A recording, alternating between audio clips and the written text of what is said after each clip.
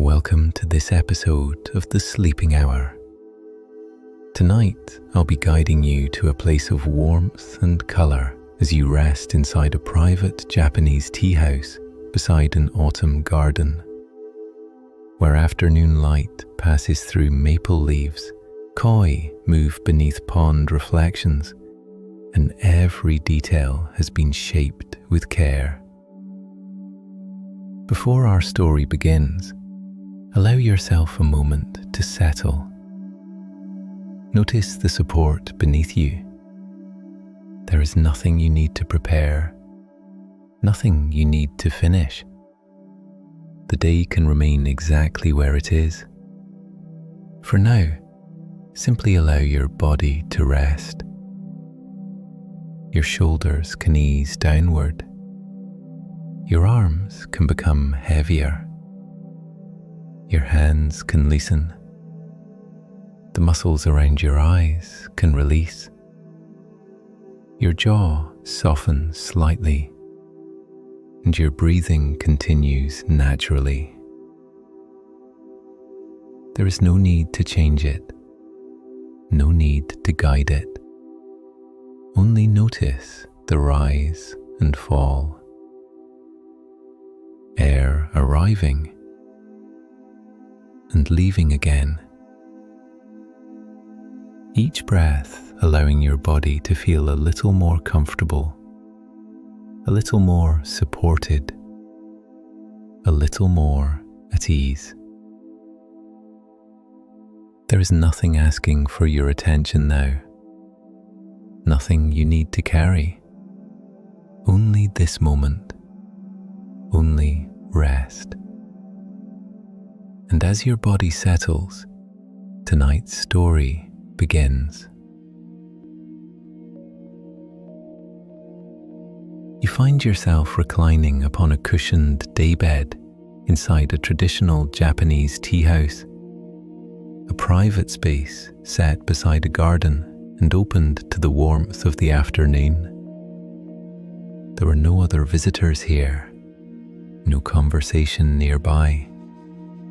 Only the room, the garden, and the quiet comfort of your surroundings. Several pillows support your head and shoulders. A light blanket rests across your legs. The fabric beneath you is smooth and carefully arranged, giving your body somewhere secure to sink into. Beside you stands a low cedar table, its surface polished by time and use. A handmade ceramic cup of green tea rests nearby. Steam rises briefly from the cup, then disappears into the still air of the room. The fragrance of the tea blends with the clean scent of cedar wood. Large paper screens stand open to the garden beyond, allowing autumn air to move through the tea house. Warm enough to be comfortable, cool enough to feel clear. You remain sheltered within the room, wrapped lightly in warmth, able to look out across the garden without needing to move. The tea house feels simple and beautifully cared for. Smooth beams frame the open space, each length of wood fitted neatly into the next. The floor has a soft sheen where years of careful use have polished the grain. Woven floor mats cover part of the room, their natural fibres adding texture beneath the cedar beams. Light rests across the wood in long, pale shapes. Nothing feels crowded. Nothing feels unfinished. Every object seems to have been placed with intention. Near the open screens, a small bonsai tree rests upon a low wooden stand. Its trunk is slender, but full of character. Shaped over many years, into something balanced and expressive. Tiny branches reach outward with patience. Its autumn leaves carry shades of scarlet, amber, copper, and deep orange, echoing the larger maples outside. The little tree feels like a miniature reflection of the garden beyond, a whole landscape held in one small form. On one wall hangs a painted scroll. The artwork is simple, yet full of atmosphere. A pair of cranes stand beside a river, their long legs reflected faintly in the painted water. Behind them, distant mountains rise beneath a pale sky. A line of pine trees follows the riverbank, their forms created with calm, deliberate brushstrokes. The scene feels spacious despite its simplicity. A river, mountains, cranes, trees. Enough to suggest an entire world beyond the edges of the paper. The scroll adds another peaceful landscape to the room, resting beside the real garden outside. In the afternoon light, the painted cranes almost seem ready to step from the paper and continue their journey beside the river. Beyond the open screens lies an autumn garden, not large or grand, but deeply harmonious. Stone pathways curve between moss, carefully placed rocks, and low planting that has been shaped with patience over many seasons. Japanese maple trees spread their branches above the pond, their leaves glowing in shades of crimson, gold, amber, and deep orange. Some leaves remain green, holding the final traces of summer. Others appear almost translucent where sunlight passes through them, each star-shaped leaf lit from within, the layers of colour settling together across the garden. Further back, beyond the nearer trees, several mature maples rise taller than the tea house. Their broad canopies stretch across the afternoon sky, carrying hundreds of leaves in warm autumn tones. Patches of blue appear between the branches, like pieces of silk woven into the canopy. White clouds move beyond them, visible only in brief openings between leaves and timber. At the center of the garden rests a pond. Its surface reflects the sky so clearly that the clouds seem to exist both above you and below. The roofline of the tea house appears in the water, the open paper screens, the dark edge of the wooden bridge, the crimson and gold of the maple leaves, all of it gathered into the pond's reflection. Beneath those reflections, koi move through the water. One carries orange markings across its back, like brush strokes of paint. Another is white, with touches of gold near its fins. A darker koi passes beneath the shade of the bridge, nearly blending into the pond before emerging again into brighter water. They follow their own paths, sometimes crossing, sometimes disappearing beneath floating leaves. A few maple leaves rest upon the pond's surface. One leaf turns slightly as the water shifts around it. Another floats close to the edge of the bridge. A koi passes below, creating faint rings that widen and vanish. Watching them feels effortless. There is nothing to follow, nothing to anticipate, only colour moving beneath reflection. At the far edge of the garden, beyond the pond and the wooden bridge, a small waterfall flows over carefully arranged stones. It is not high or dramatic. Clear water slips over smooth rock in several narrow ribbons before gathering briefly in a shallow pool and continuing towards the pond below. Sunlight catches the moving water, creating tiny flashes of silver before they disappear beneath the reflections. The stones beneath it are arranged with great care. Some are broad and flat, others are rounded, weathered and darker where water has touched them over time. A few larger stones appear almost sculptural, balanced thoughtfully upon one another as though they have occupied the same place for generations. Smaller stones nestle between them. Moss and tiny ferns soften the shaded gaps where stone meets earth. From where you rest inside the tea house, you can see the waterfall past the edge of the beautifully crafted roof. The broad cedar roof extends well beyond the walls, its gently curved edge casting welcome shade across the veranda. Dark clay tiles sit in careful rows above the fitted wooden beams. A handful of maple leaves have settled along the roof, their red and orange shapes resting against the darker surface. The roof frames the view like a painting.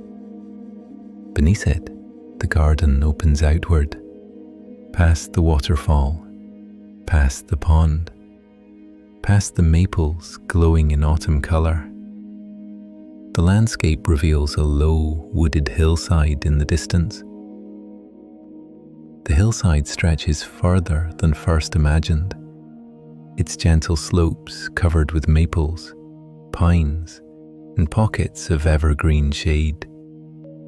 Crimson, copper, deep green and gold appear in layers across the trees, giving the impression that the hillside has been painted by the season itself. It does not draw you away. It simply gives the garden more depth, a sense of the world continuing beyond this sheltered place.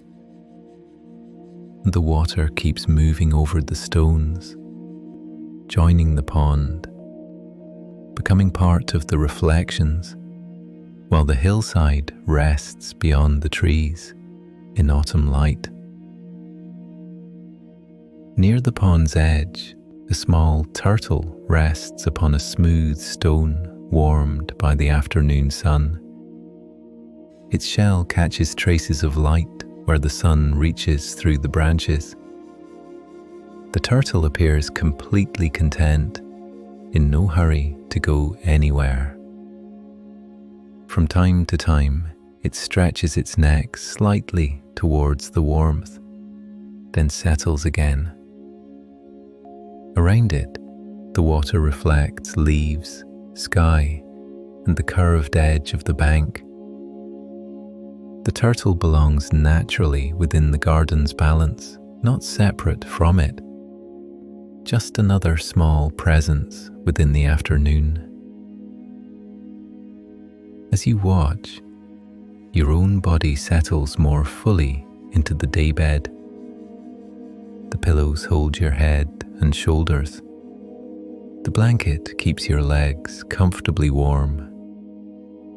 The open screens allow the garden to feel close, while the tea house continues to shelter you. A small wooden bridge crosses the narrowest part of the pond. Its reflection rests beneath it, creating a second bridge in the water. The wood appears darker in reflection, softened by the movement of the pond. Clusters of slender grasses grow beside the water, their long leaves arching gracefully towards the bank. The afternoon air encourages their feathery tips to move just enough to catch the golden light. Beside the path, stone lanterns stand among moss and fallen leaves. They are not lit beneath the afternoon sky. They do not need to be. Their shapes add weight and age to the garden, as though they have watched many seasons come and go. Moss spreads around their bases like a green carpet, softening the meeting point between stone and earth. The garden feels tended rather than arranged, cared for rather than perfected, a place shaped patiently over time. You take a sip of green tea. The ceramic cup feels warm in your hands. Its surface is slightly uneven in a pleasing way, as though shaped by hand rather than machine. A faint glaze catches the light along the rim. The tea tastes clean and balanced, earthy, fresh and warm. You hold it for a moment longer, feeling the warmth against your palms, then place it back upon the low table. The warmth remains in the ceramic even after you let go. The scent lingers in the air, mingling with cedar, autumn leaves, and the faint freshness of pond water beyond the screens. From where you recline, you can see the bonsai tree near the open garden. Its small branches mirror the forms of the larger trees beyond. Inside and outside seem connected by its shape. A garden within the room, a room within the garden. The afternoon light shifts gradually. A passing cloud softens the brightness for a little while, and the pond becomes more reflective. The koi appear as hints of colour beneath the surface. The maple leaves above look richer against the pale sky. Then the cloud moves on, and sunlight returns across the garden. Not harsh, not glaring, only warm, comfortable light returning to wood, stone, water, and leaves. A tiny garden bird lands briefly on a branch near the pond. It turns its head once, then moves deeper into the tree. Its visit lasts only a moment. The garden settles again into its natural balance. Your gaze drifts back to the painted scroll.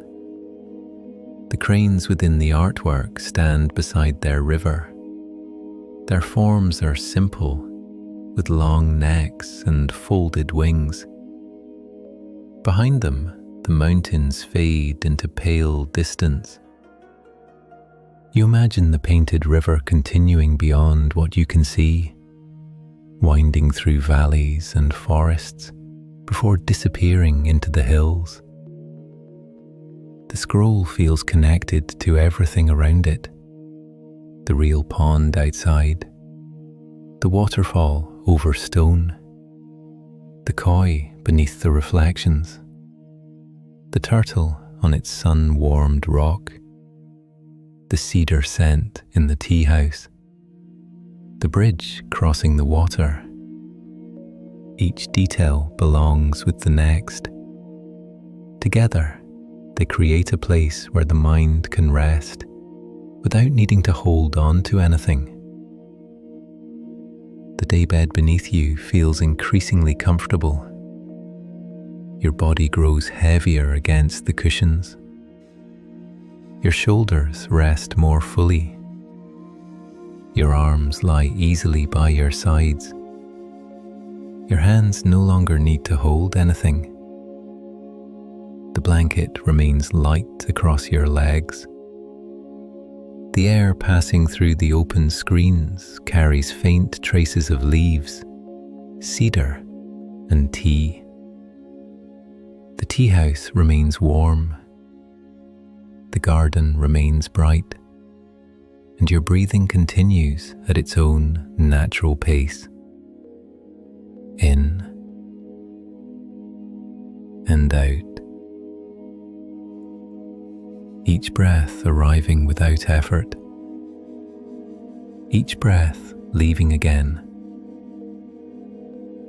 Outside, a few maple leaves have gathered along the edge of the path. Their colours vary from pale gold to deeper red. Some are curled slightly at the edges. Others lie flat against the stone. No two leaves are exactly alike. Near the pond, carefully placed rocks create small changes in height and texture. Some are smooth, some are rougher, some are partly covered by moss. Together they form a landscape that feels complete without feeling full. The water continues its journey from the small waterfall to the pond. The koi continue beneath the surface. The orange one passes beneath the bridge again. The white and gold one moves near the reflected clouds. The turtle stays upon its stone. The grasses shift once, then become still again.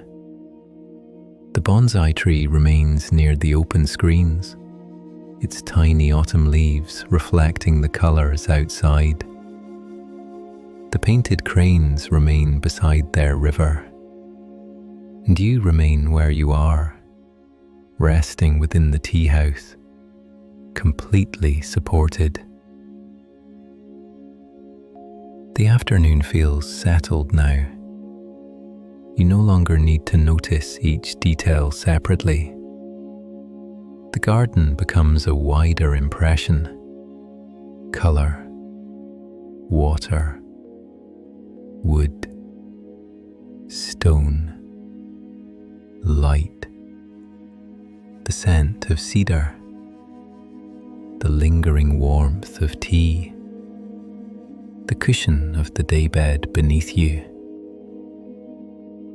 Thoughts may appear from time to time, but they pass easily, like clouds reflected in the pond, appearing for a while, then moving on. The individual details no longer ask for your attention. The maples become one warm canopy of autumn colour. The pond becomes one surface of light and shadow. The waterfall becomes one continuous thread of water over stone. The tea house becomes one sheltering space around you. Everything blends into a single peaceful landscape. There is nothing more to follow, nothing more to hold.